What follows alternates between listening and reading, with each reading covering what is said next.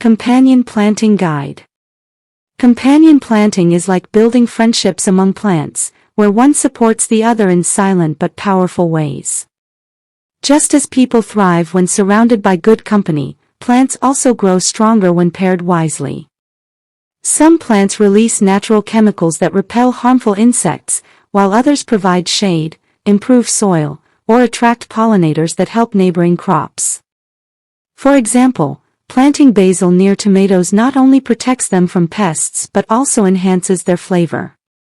Marigolds are famous companions because their strong scent drives away nematodes and insects, making them perfect partners for vegetables.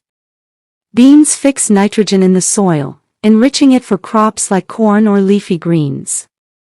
Tall plants can provide shelter for smaller ones, just as corn offers shade to beans and pumpkins in the traditional Three Sisters planting method.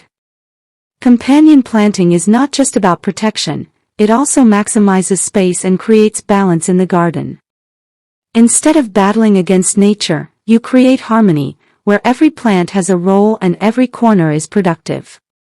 It is an ancient technique that turns gardening into teamwork, proving that when plants grow together, they grow better.